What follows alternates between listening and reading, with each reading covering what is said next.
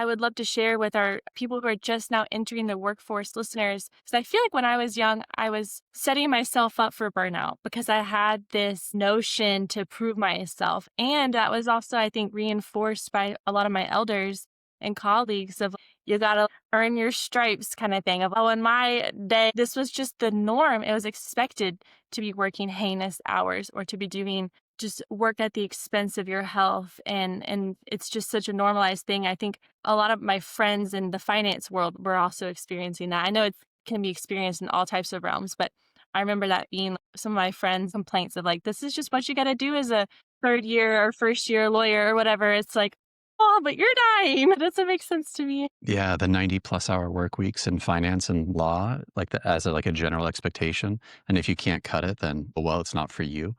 Right. And then even in the medical fields, like being an ICU nurse, like the long 16-hour shifts and like residencies going into that.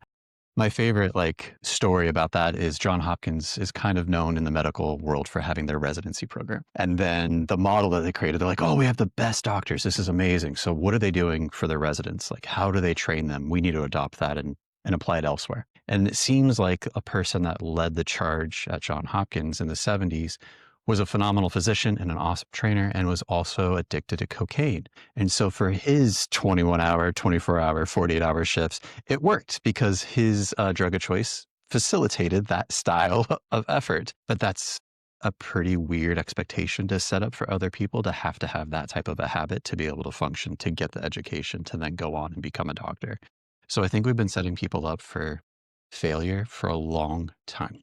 Yeah. Absolutely. Yeah. And I think with that, just overriding our humanity, I think that's something I've had to, in my own unlearning, in order to not, I mean, gosh, repeat the burnout cycle, like you said a minute ago.